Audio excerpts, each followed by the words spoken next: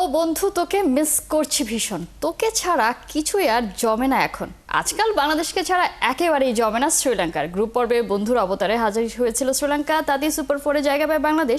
এবারে সেই বন্ধুত্বে প্রতিদান দেবার পালা। আজকের ম্যাচে লিটনদের হয়ে গলা ফাটাবে লঙ্কান সমর্থকরা। বাংলাদেশের পরের দুই জয়ই পারে শ্রীলঙ্কার ফাইনালের আশা বাঁচিয়ে রাখতে। কিন্তু বাংলাদেশের জন্য কাজটা যে ভীষণ কঠিন। ব্যাক টু ব্যাক ম্যাচে লিটন সাইফদের সামনে দাঁড়িয়ে ভারত আর পাকিস্তান। কাজটা কঠিন, তবে অসম্ভব তো নয়। টাইগারদের হাতে সময় 3.5 ঘন্টা। পুরনো হিসেব শিখে তুলে আজ রাতে কি বক্স অফিস কাঁপিয়ে টাইগাররা লিখবে নতুন কোনো গল্প? এ নিয়ে আলোচনা করতে চাই। আমাদের সাথে স্টুডিওতে আছেন ক্রীড়া সাংবাদিক হাসান মাহাদি। হাসান মাহাদি, বাংলাদেশ ভারত বিগ ম্যাচ, এ নিয়ে আলোচনা অবশ্যই করবো। লাস্ট ম্যাচটা নিয়ে একটু কথা বলতে চাই। শ্রীলঙ্কা এবং পাকিস্তান ম্যাচ। শ্রীলঙ্কা আনবিটেন হয়ে সুপার ফোরে আসলো। মনে হচ্ছিল ভারতকে যদি কেউ টেক্কা দিতে পারে সেটা শ্রীলঙ্কা। গতকাল তারা আসলে কি করলো? মনে হয় নাই আমার কাছে। না, শ্রীলঙ্কা ভারতকে টেক্কা দিতে পারবে এটা মনে হয় নাই। গ্রুপ পর্বে তারা যেই ক্রিকেটটা খেলেছে সবসময় মনে হচ্ছিল যে তাদের দুটা বোলার শর্ট আছে। স্পেশালি বাংলাদেশের বিপক্ষেও সেটাই মনে হচ্ছে। তাদের ফিফথ বোলার মাহিস তিকসানা সেই মুহূর্তে খুব একটা ভালো ফর্মে ছিলেন না, বাট পাকিস্তানের বিপক্ষে মাহিস তিকসানা ভালো বোলিং করেছেন। অ্যাট দ্য সেম টাইম আপনি যদি দুনিত ভেলালাগের কথা বলেন, ভেলালাগে একটা অ্যাক্সিডেন্ট হয়েছে তার লাইফে, তার উপরে ভেলালাগের যে বোলিং সব কিছু মিলিয়ে আমার কাছে মনে হচ্ছে যে শ্রীলঙ্কার বোলিং অ্যাটাকের জায়গাটাতে কিছু কমতি তাদের ছিল ডেফিনেটলি। আর তাদের ব্যাটিংও অন অ্যান্ড অফ এরকম একটা মুডে ছিল। বাংলাদেশের সাথে যখন সুপার ফোরের ম্যাচ আমরা হারলাম, তাদের দলে আসলে ট্যালেন্টের তো তেমন কোনো অভাব নাই। আপনি কুশাল পেরেরা, তাদের টি-20তে সবচেয়ে বেশি রান করা প্লেয়ার, একদমই out of form, but such a wonderful player এই শর্টার ফরম্যাটের জন্য। কুশাল মেন্ডিস একটা দুটা ম্যাচে ভালো করেছেন, বাট তার কাছ থেকে দলের প্রত্যাশা অনেক বেশি। আমরা দাসুন সানাকাকে একটা ইনিংস ভালো খেলতে দেখেছি, আবার ম্যাক্সিমাম জায়গায় তিনি আসলে হাইবারনেশনে চলে যাচ্ছেন। আসালাঙ্কার ব্যাপারেও তাই, নিসাঙ্কার ব্যাপারটাও তাই। সব কিছু মিলিয়ে এই দলটা ট্যালেন্টেড, বাট দলটা ধারাবাহিকতার অভাব, যেটা বাংলাদেশ দলে আমরা মানে অনেক বছর ধরে দেখি যে একটা ম্যাচ ভালো খেলে তারপরে 5-7 ম্যাচের জন্য একদম হাইবারনেশনে চলে যাওয়া। সেই কাজটা শ্রীলঙ্কার মধ্যে এখন মোটামুটি সংক্রমিত হয়েছে। আপনি লিখেছেনই বন্ধু আর কি, তো কোনো না কোনোভাবে ওই নেগেটিভ ব্যাপারটা সংক্রমিত হয়েছে। নিশ্চয়ই। আজকে যে বিগ ম্যাচ সে নিয়ে যদি আমরা কথা বলছি, শুরুতে ফিল সিমন্সের একটা কথা গতকাল তিনি প্রেস কনফারেন্সে বলেছেন, বাংলাদেশের যে back to back big match Bharat পাকিস্তানের বিপক্ষে, এটা আসলে ঠিক হয়নি, তাদের জন্য কঠিন। তারা কি আসলে শিডিউল আগে থেকে জানতেন না, নাকি ভাবতেই পারেনি বাংলাদেশ সুপার ফোরে খেলবে? শিডিউল অবশ্যই জানতেন। শিডিউল কেন জানবেন না? শিডিউল জানতেন। বাংলাদেশ দল গ্রুপ চ্যাম্পিয়ন হলে তো শিডিউলটা ডিফারেন্ট হতে পারতো। শ্রীলঙ্কা গ্রুপ চ্যাম্পিয়ন হয়েছে, তো শিডিউলটা অবশ্যই জানতেন। তারপরেও কথা থেকে যায় যে আপনি ব্যাক টু ব্যাক এরকম পরপর 2 দিন 2টা বিগ ম্যাচ, ইন্ডিয়া, তারপরে পাকিস্তান, দুবাইয়ের যে ওয়েদার কন্ডিশন, যে টেম্পারেচার, সব কিছু মিলে এটা খুবই নার্ভ টেকিং, খুবই আপনার এনার্জি ড্রেন হওয়ার মতো ব্যাপার। ইন্ডিয়ার বিপক্ষে এত বড় ম্যাচ খেলে তারপরের দিন আবার একই জায়গায় গিয়ে আপনি খেলছেন পাকিস্তানের বিপক্ষে, ডেফিনেটলি ফিল সিমন্সের সাথে আমি একমত, এটা খুবই কঠিন। বাট ফিল সিমন্স এটাও বলেছেন, শুধু বাংলাদেশের বেলায় তো হলো, এমনও তো হতে পারতো যে আজকে পাকিস্তানের বিপক্ষে বাংলাদেশের ম্যাচ, সেক্ষেত্রে কিন্তু বাংলাদেশের জন্য সুবিধাটা বেশি ছিল। সেটা হতেই পারতো। আমি আসলে এই জায়গাটাতে কোনো মানে ষড়যন্ত্র তত্ত্ব খুঁজতে যাব না। আমার কাছে মনে হয় না কোনো দলকে তো পরপর 2 দিন খেলতেই হতো, তো বাংলাদেশ সেই কিউতে পড়ে গেছে আর কি। ভারতের সাথে টি-20তে এখনো পর্যন্ত মাত্র একটা জয় আছে বাংলাদেশের। এশিয়া কাপে কখনোই জিততে পারেনি। এশিয়া কাপে খেলেছি 2 ম্যাচ, দুটোতেই হেরেছে। এবং শক্তিমত্তা সবকিছু, ভারত হচ্ছে সব থেকে ধারাবাহিক একটা দল, বাংলাদেশ সব থেকে অধারাবাহিক একটা দল। তারা দুজন আজকে লড়াই করবে। কি এক্সপেক্ট করছেন, কি হতে পারে? আমার কাছে মনে হচ্ছে যে ইন্ডিয়া পাকিস্তান ম্যাচ নিয়ে আসলে যেই হাইপ থাকে বা একটা সময় ছিল, সেই হাইপটা তো নষ্ট হয়ে গেছে। ইন্ডিয়া পাকিস্তান ম্যাচ এখন মানে একদমই এক পেশে। আমরা আলোচনাও করেছিলাম কারণ আপনার সাথে যে সেই থ্রিল আসলে পাওয়া যায় ইন্ডিয়া পাকিস্তান ম্যাচে। আমার কাছে মনে হয় পাকিস্তানের তুলনায় বাংলাদেশের সাথে ইন্ডিয়ার ম্যাচ মোর কম্পিটিটিভ হবে। আমি এটা আশা করছি না যে বাংলাদেশ দল ইন্ডিয়াকে হারিয়ে দেবে। এই ইন্ডিয়া দলকে হারানোর ব্যাপারটা অন্ততপক্ষে এই এশিয়া কাপে এরকম কন্ডিশন আমার কাছে খুবই মানে অ্যাবসার্ড লাগে। ইন্ডিয়া দলটা মানে তার কোনো জায়গায় কোনো দুর্বলতা তো নাই, এত ফ্লুয়েন্ট, প্রত্যেকটা ডিপার্টমেন্ট তাদের এত ভালো, এত অর্গানাইজড। এবং আপনি যদি এই টিমটাকে বাদ দিয়ে তাদের মানে বেঞ্চের দিকে চিন্তা করেন, যারা খেলতে পারছেন না, রিঙ্কু খেলতে পারছেন না, জিতেশ শর্মা খেলতে পারছেন না, আর্শদীপ এই দলে সুযোগ পাচ্ছেন না, they are also top notch. So এত ভালো স্কোয়াড এত ভালো সব প্লেয়ার, এই দলটাকে হারানোর কথা চিন্তা করাটা খুবই কঠিন আমার কাছে মনে হয়। কিন্তু শর্টার ফরম্যাটে তো আমরা আসলে এরকম অ্যাক্সিডেন্ট দেখতেই পাই। যে ইউএসএ টিমটা গেল টি-20 ওয়ার্ল্ড কাপে পাকিস্তানকে হারিয়ে দিয়েছিল, সেটা তো আমরা হারানোর আগ পর্যন্ত কেউ বুঝতেও পারি। পাকিস্তানকে হারানো যায় কোনা, পাকিস্তানকে হারানো যায়, বাংলাদেশকেও হারানো যায়, কারণ হচ্ছে এই ধারাবাহিকতার অভাব আছে এই দলগুলোর মধ্যে। যেদিন খেলবে তো ভালো খেলবে, আবার যেদিন হেরে যাবে তো অসহায় আত্মসমর্পণ করবে। ইন্ডিয়া, অস্ট্রেলিয়া কিংবা আপনার ইংল্যান্ড, এখন বলবো সাউথ আফ্রিকা চোকার্স, তারা 2024 টি-20 ওয়ার্ল্ড কাপের ফাইনাল ইন্ডিয়ার কাছে যেই ম্যাচ হেরেছে, ওটা সাধারণত অন্য কোনো দল হলে হারতো না, অস্ট্রেলিয়া হলে তো হারতোই না। সেই জায়গা থেকে আমি সাউথ আফ্রিকার কথা আনবো না, বাট এই শর্টার ফরম্যাটে বা আপনার সাদা বল ক্রিকেটে সাউথ আফ্রিকাও এখন দুর্দান্ত। আপনি যদি সাউথ আফ্রিকা, অস্ট্রেলিয়া বা ইংল্যান্ডের সাথে ম্যাচগুলো দেখেন, মানে খুব এক্সাইটিং হয়, আর এত মানে আপনার রান ফিস্ট হয়, দেখতেও ভালো লাগে। সেই জায়গা থেকে আমার কাছে মনে হয় যে ইন্ডিয়াকে এখন বলে কয়ে হারানো বা ইন্ডিয়ার বিপক্ষে আপনি একটা সুযোগ দিবেন, যদি খুবই ব্যাড ডে না চলে আসে, মানে ওইরকমই অঘটন না ঘটে, পক্ষে আসলে সেটা প্রায় অসম্ভব একটা কাজ। মানে আজকের ম্যাচটাতে তাহলে আমরা বলতে পারি যে মোটামুটি একটা সম্মানজনক হার বাংলাদেশের জন্য।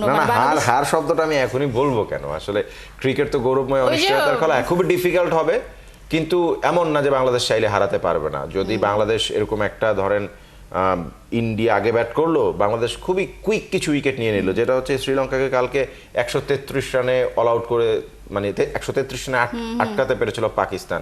বাংলাদেশ যদি এরকম একটা কাজ করে ফেলে, 150-র নিচে যদি কোনো না কোনো ভাবে ইন্ডিয়াকে বেঁধে রাখতে পারে, বোলাররা যদি সেই কাজটা করতে পারে, তো কেন নয় ইন্ডিয়াকে হারাইতে পারবে না বাংলাদেশ। কিন্তু এই ম্যাচে আরো একটা জিনিস তো আসলে দেখার, যদি হারে আমরা ধরি আর কি, মানে আমরা তো আসলে জিতে যদি যাই সেটা তো আসলে অনেক অপ্রত্যাশিত একটা খুশির ব্যাপারই হবে।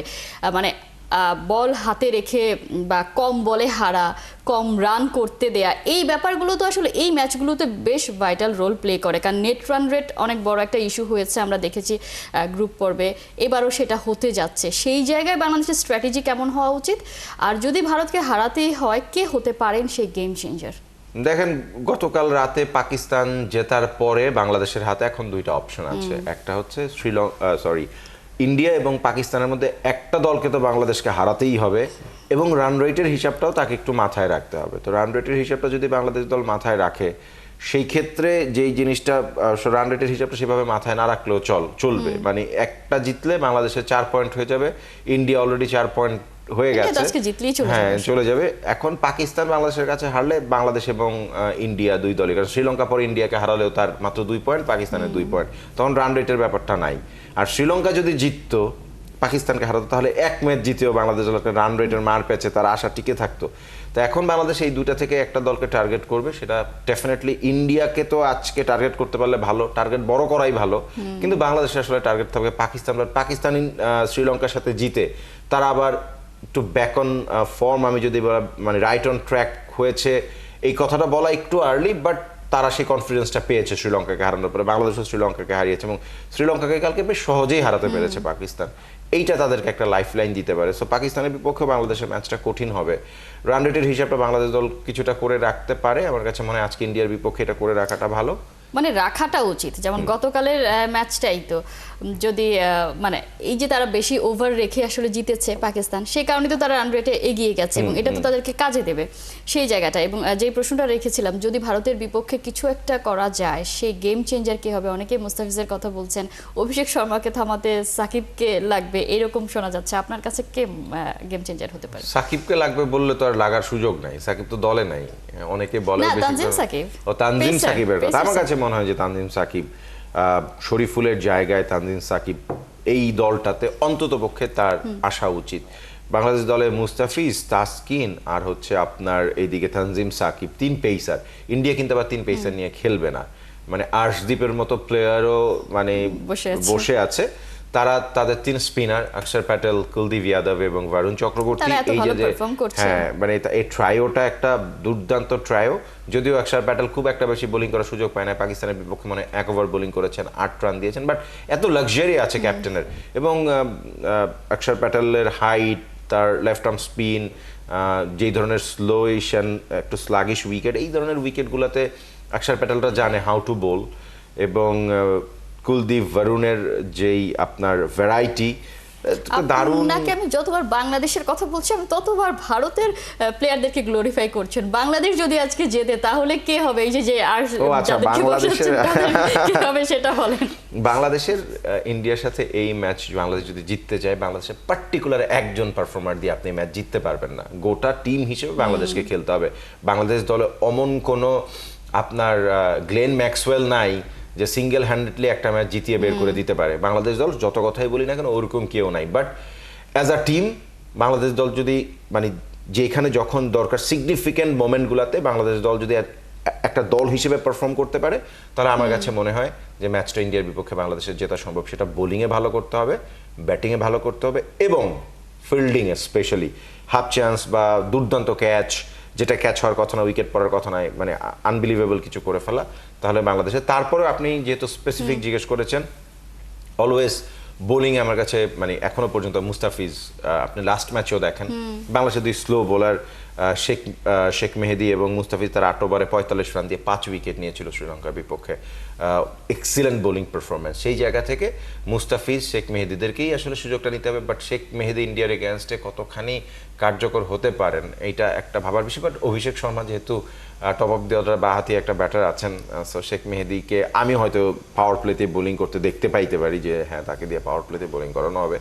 সবকিছু মিলিয়ে আমার কাছে মনে হয় যে বাংলাদেশ দলকে গোটা দল হিসেবে খেলতে হবে। সাইফ যেভাবে ব্যাটিং করেছেন শ্রীলঙ্কার বিপক্ষে খুবই চমৎকার, উইকেট পড়তে দেন নাই। Towhid Hridoy back on form, 1 second তাওহিদ হৃদয়ের এটা 37 বলে 54 যদি ভুল না করে থাকি, বলবো যদি আজকের ম্যাচে ভালো কিছু করে তারপরও একটা দারুণ মানে তার রানে ফেরাটাও খুব জরুরি ছিল। সবকিছু মিলিয়ে আমি তানজিদ তামিমের কাছ থেকে একটা ফ্লাইং স্টার্ট আশা করি। এক্সপ্লোসিভ ব্যাটার, ওর একটা বড় ইনিংস, মানে দুই ওপেনার মিলে যদি 8-10 ওভার পর্যন্ত একটা ভালো আপনার শুরু দিতে পারে, 8 ওভার পর্যন্ত যদি ভালো শুরু দিতে পারে, রান রেটটা তোমার 10-এর কাছাকাছি রেখে, তাহলে ডেফিনেটলি বাংলাদেশকে আমরা দেখেছি শেষের দিকে অন্ততপক্ষে শ্রীলঙ্কার বিপক্ষে মিড ওভার্সগুলোতে, যেমন স্লো উইকেটে ওই মিল্কিং ওভার যে কটা থাকে আপনার 7 থেকে 14-15 পর্যন্ত, সেই সময়গুলোতে আমরা সব দলকে মোটামুটি স্ট্রাগল করতে দেখেছি। কিন্তু বাংলাদেশ শ্রীলঙ্কার বিপক্ষে আবার এই রান রেটের ফ্লোটা ঠিক রাখতে পেরেছিল এবং যেগুলো বললেন সব থেকে বড় যে কথাটা মেসেজটা, সেটা হচ্ছে আজকে বাংলাদেশকে একটা দল হয়ে খেলতে হবে, সবাইকে একসাথে পারফর্ম করতে হবে, তাহলেই হয়তো আজকে ভারতকে হয়তো আমরা হারাতেও পারি। ইন্ডিভিজুয়াল ব্রিলিয়ান্স দিয়ে আপনি মানে এটা ইন্ডিয়াকে সম্ভব হারাতে না পারবেন ভারতকে না। হারানো। নিশ্চয়ই আমরা তো প্রত্যাশা করবই আজকে বাংলাদেশ জিতে যাক ভারতের বিপক্ষে। হাসান মাহাদি, অসংখ্য ধন্যবাদ।